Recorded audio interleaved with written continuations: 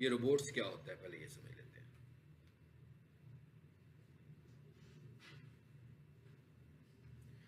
अब ये रोबोट्स की जो फाइल है, जैसे साइट मैप की एक फाइल थी, अब ये दोनों फाइलें जो आपने देखा दोनों ही HTML फाइलें नहीं है। अभी तक हम जो कुछ भी पढ़ते आ रहे थे HTML की बात कर रहे थे ना, इस दफा हम ये कह रहे हैं दोनों फाइलें HTML नहीं है।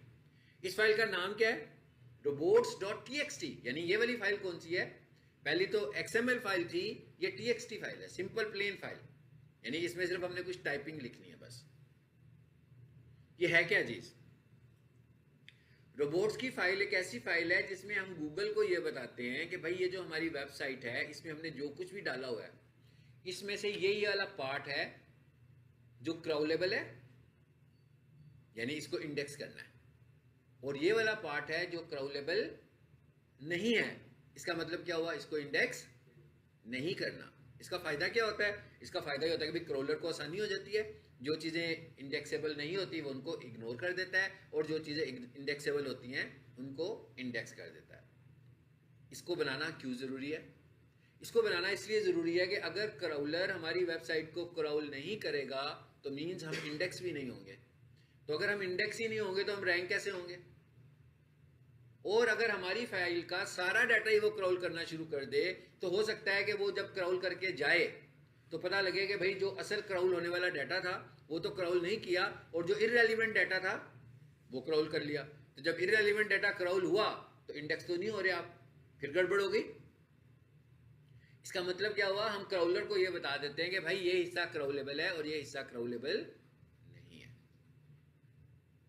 ये सारी इंफॉर्मेशन क्राउलर को देने के लिए हम बनाते हैं रोबोट्स की फाइल, और रोबोट्स की फाइल का नाम क्या है? robots.txt।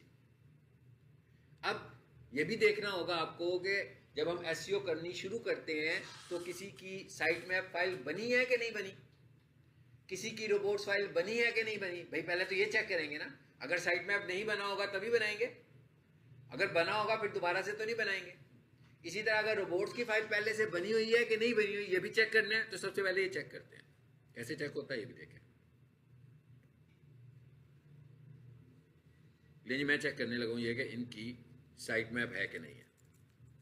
क्या तरीका होता है? वेबसाइट का यूआरएल दिया और स्लैश लगाने के बाद आगे लिख दिया। ये कोई इतनी मुश्किल बात नहीं मैं कह रहा। पहले हम क्या कह रहे थे?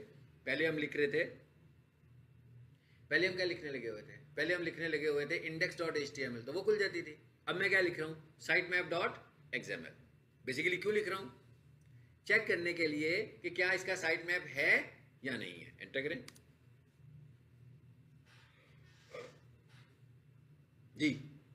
क्या समझ में आता है? नहीं है? नहीं नहीं है, ये सारा डाटा इसका आया। ये साइट मैप कैसा होगा? ये वैसा नहीं होगा जैसा मैं बोल रहा था। ये साइट मैप भी कैसा होगा? ये कोडिंग की शक्ल में ही होगा। इसी तरह अब दूसरी चीज मैं क्या चेक करने जा रहा हूं, इसकी रोबोट्स फाइल है कि नहीं है।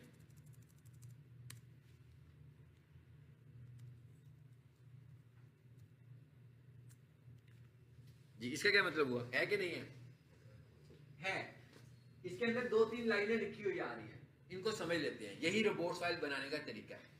पहली लाइन में क्या लिखा हुआ आ रहा है? User dash agent. ठीक है, यूजर डैश एजेंट का क्या मतलब होता है? यूजर डैश एजेंट का मतलब है कि भाई कौन कौन से सर्च इंजन इसको क्राउल करें। यानी इसका मतलब क्या हुआ कि यूजर डैश एजेंट किस से मुराद क्या है? Search engine. सर्च इंजन से मुराद क्या है? गूगल। सर्च इंजन से मुराद क्या है? MSN। सर्च इंजन से मुराद क्या है? याहू। यही है ना? हॉटमेल, यही है ना? सर्च करते हैं हम यहां पर जाकर हम चीजों को। सो इसका क्या मतलब हुआ कि user dash agent colon asterisk. इसका क्या मतलब हुआ कि भाई सारे के सारे सर्च इंजन हमारी वेबसाइट को क्रॉल करें। भाई हम चाहेंगे ना कि अगर कोई बंदा MSN पे सर्च करे जाकर तो वहां पर भी हम नजर आए, अगर कोई बंदा गूगल पे सर्च करे वहां पर भी हम नजर आए, अगर कोई बंदा याहू पे सर्च करे वहां पर भी हम नजर आए। तो ये वाली लाइन हमें रोबोट्स में ऐड करनी है। कौन सी line? User dash agent colon asterisk as it is. यहां पर कुछ नहीं लिख रहे याहू गूगल वगैरह, बल्कि कह रहे हैं सब सर्च इंजन। दूसरी लाइन में क्या लिखा हुआ आ रहा है? Allow colon. इसका क्या मतलब हुआ? इसका मतलब हुआ कि अब आप क्या अलाउ करना चाहते हो और क्या अलाउ नहीं करना चाहते। सो अलाउ कॉलन का क्या मतलब हुआ? सब कुछ अलाउ कर दिया। मैंने कुछ नहीं बताया भाई, अलाउ वाली चीजें तो बहुत सारी हो सकती है ना। सो मैंने कहा सब कुछ अलाउ कर दो। मैं यूं करता हूं, अलाउ में कुछ नहीं बताता, डिसअलाउ में वो चीजें बता देता हूं जो मैं डिसअलाउ करना चाहता हूं। तो क्या होगा, गूगल को मैसेज तो चला गया कि भाई ये चीजें ग्राउल नहीं करनी, इसके अलावा सब कुछ ग्राउल करना। तो फिर दूसरा अगला रूल क्या आ गया नीचे, क्या रूल आया, डिसअलाउ। यहां पर आकर आपने एक फोल्डर ऐड कर दिया, समझाने के लिए मैंने क्या ऐड किया है, CGI बिन। ये एक आपकी होस्टिंग में एक फोल्डर होता है। इसका काम क्या होता है, ये जो होस्टिंग होती है उसका अपना सिस्टम फोल्डर होता है, यानी इसका आपकी वेबसाइट से कुछ भी लेना देना नहीं है।